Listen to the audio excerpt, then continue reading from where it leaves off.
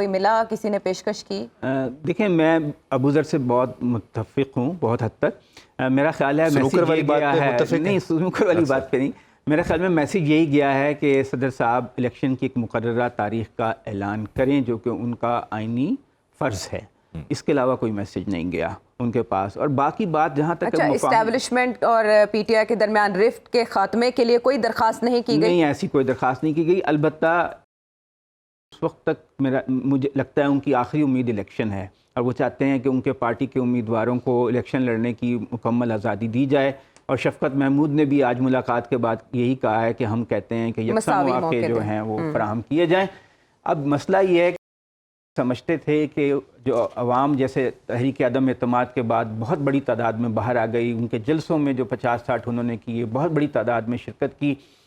Chairman P T I یہی سمجھتے تھے کہ شاید ان کی گرفتاری کے بعد لوگ سڑکوں پہ بہت بڑی تعداد میں آ جائیں گے, ایجیٹیشن کریں گے. لیکن پاکستانی قوم کا مزاج یہ ہے کہ یہ اپنے لیڈر کو ووٹ ڈالنے کے لیے تو آ جاتے ہیں, لیکن اس کے لیے مار کھانے کے لیے سڑکوں پہ نہیں آتے. بھٹو صاحب کے لیے بھی نہیں آئے تھے, بے نظیر بھٹو کے لیے بھی نہیں آئے تھے, اور نواز شریف کے لیے بھی نہیں آئے تھے, اور اب کے لیے بھی ایجیٹیشن کے لیے, مار کھانے کے لیے نہیں آئے. جب انہوں نے دیکھا کہ لوگوں کو ورکرز کے ساتھ سختی سے نپٹا جا رہا ہے ریاست کی طرف سے, تو لوگ اپنے گھروں میں بیٹھ گئے. ہاں, ووٹ ڈالنے عمران خان کی واحد اب آخری امید یہی ہے کہ الیکشن ہو جائیں فیئر, اور لوگ ان کی پارٹی کو بڑی تعداد میں ووٹ ڈال دیں. اگر اس میں بھی کامیابی نہ ہوئی تو پھر ہو سکتا ہے کہ وہ بات چیت کے لیے آمادہ ہو جائیں. لیکن ابھی تک مجھے میری انفارمیشن یہی ہے کہ وہ صدر الوی سے یہی مطالبہ کر رہے ہیں کہ آپ کو جو کام کرنا چاہیے تھا وہ آپ نے نہیں کیا, وہ آپ کریں. ویسے میں ذاتی طور پہ سمجھتا ہوں کہ جب تک پاکستان کے مقبول ترین لیڈر اور ریاست کے درمیان ایک مفاہمت نہیں ہوگی, ان کے معاملات, ان کے درمیان صلح صفائی نہیں ہوگی, پاکستان میں سیاسی استحکام نہیں آئے گا, اور پاکستان لیکن ایک زخم ہے نا 9 مئی کا جو اسٹیبلشمنٹ کے دل پر لگا ہے, اسی کی وجہ سے پاکستان تحریک انصاف کو ان حالات کا تو اور سامنا بھی ہے. ہیں 9 مئی سے پہلے کچھ باتیں اور بھی ایسی ہوئی ہیں. نہیں, وہ آپ ذکر نہیں نہ کر سکتے عدالت صاحب کے پر آپ کے جلیں گے. لیکن مجھے آپ سے یہ پوچھنا ہے, چلیں میاں نواز شریف صاحب نے ایک سٹنگ آرمی چیف کا جی نام لیا تھا, الزام تھا, الزام تھا ان پہ کہ انہوں نے ان کا طیارہ اغوا کیا ہے. ہاں, طیارہ وہ بھی زخم بہت بڑا تھا. زخم جو ہوتا ہے وہ ٹائم کے ساتھ بھر جاتا ہے. عرفان صدیقی صاحب نے جو اس پہ کالم لکھا ہے اس کو بڑا ڈیٹیل میں پڑھنے کی ضرورت ہے. نہایت عمدہ زخم بھر جاتا ہے. That is good for the country. But it takes time and years together. Yeah, obviously. مجھے آپ سے یہ پوچھنا ہے, آپ کہہ رہے ہیں ابھی یہ میسیجنگ نہیں ہوئی, صدر صاحب سے مل کے یہ نہیں کہا گیا, لیکن جو اس وقت پی ٹی آئی کا سافٹ امیج لے کر اس کی بات کر رہے ہیں, اسد قیصر صاحب ہو گئے, شفقت محمود صاحب ہو گئے, ادھر علی محمد خان صاحب ہو گئے, وہ تو باقاعدہ کہہ رہے ہیں کہ ہم چاہتے ہیں کہ اسٹیبلشمنٹ سے فاصلے کم ہوں. اس سے پہلے فواد چودھری صاحب تقریباً التجا کر چکے ہیں کہ ایسا نہیں ہونا چاہیے. تو یہ ایفرٹس کیا نہیں ہو رہی, اور اگر ہو رہی ہیں تو کیا کامیاب ہو سکتی ہیں؟ دیکھیے, جب تک جو مین آدمی ہے جس کے گرد سارا کچھ ہو رہا ہے, چیئرمین پی ٹی آئی, وہ خود راضی نہیں ہوگا کسی اس پہ, تب تک تو کچھ بھی نہیں ہے. یہ لوگ تو اس کی وجہ سے ہیں نا. اصل جو پاکستان میں شخصیت پرستی ہے, پاکستان میں پالیٹکس جو ہے وہ ایک جیسے بھٹو کے گرد گھومتی تھی, جیسے نواز شریف کے گرد گھومتی ہے, اس طرح چیئرمین پی ٹی آئی کے گرد گھوم رہی ہے. تو جب تک وہ خود نہیں اس میں, اب وہ دوسرے لوگ ہیں وہ تو اپنے لیے ایک سپیس بنا رہے ہیں, وہ اپنے اپنے حلقے جو ہیں وہ چاہتے ہیں کہ وہ محفوظ ہو جائیں. اور وہ ظاہر ہے دوسری طرف سے بھی ریاست بھی چاہے گی کہ بالکل دیوار سے نہ لگا دیا جائے, کوئی سپیس رکھی جائے, کوئی بریدنگ سپیس رکھی جائے, اور سیاست میں یہ اچھی حکمت عملی ہوتی ہے. دیکھیں, جو نواز شریف صاحب تھے وہ زیادہ ٹیکٹفل تھے اور زیادہ تجربے کار وہ اس کام میں رہے ہیں. وہ فوری طور پہ وڈرا کر جاتے ہیں, باہر چلے جاتے ہیں, ریٹریٹ کر جاتے ہیں, چند سال بعد کم بیک کر جاتے ہیں. چیئرمین پی ٹی آئی میں وہ فلیکسیبلٹی نہیں ہے. تو اب کی بار انجام آپ کہہ رہے ہیں مختلف ہوگا. اس بار دیکھنا ہے کہ ساری کشمکش کا انجام کیا ہوتا ہے. لیکن یہ کہ اس ملک کی بہتری اسی میں ہے کہ کوئی نہ کوئی درمیانی راستہ ون ون سچویشن نکل آئے. غلطیاں تو سب سے ہوئی ہیں, پیپلز پارٹی نے بھی ماضی میں بہت سی ایسی باتیں کی ہیں ریاست کے حوالے سے, نون لیگ نے بھی کی ہیں, لیکن وہ فلیکسیبل تھے.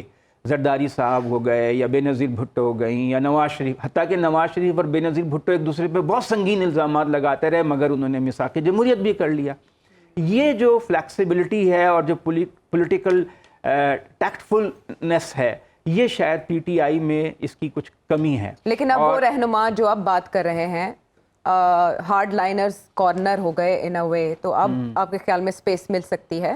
یہ تو اب اس ایک بندے پہ منحصر ہے جو قیدی نمبر 943 ہے کہ وہ کیا فیصلہ. میرا خیال ہے کہ وہ جب تک الیکشن کا رزلٹ نہیں دیکھ لے گا وہ کوئی اس طرف نہیں اس سے بڑھے گا. پہلے جو عدالتیں فیصلے کرنے جا رہی ہیں جس کے حوالے سے انہوں نے خود بھی خدشے کا اظہار کیا، وہ تو یہی بتا رہا ہے کہ وہ تو مائنس ہونے جا رہے ہیں. ہاں نوشتہ دیوار اسے سمجھا یہ تو جا رہا بالکل ہے. اس میں تو لگ رہا ہے کہ اب تو ایسا بھی سچویشن لگ رہی ہے کہ 9 مئی کے حوالے سے جو لوگ بیانات دے رہے ہیں ان کی پارٹی کے جو پرانے رہنما ہیں وہ بھی ان کے اوپر الزامات لگا رہے ہیں کہ انہوں نے پلاننگ کی، انہوں نے ذہن سازی کی. اگر وہ وہاں پہ وعدہ معاف گواہ بن جاتے ہیں یا وہ گواہی کے لیے آ جاتے ہیں تو یہ ایک مشکل صورتحال ہوگی. صرف سائفر کیس نہیں ہے، 9 مئی کا واقعہ بھی ہے.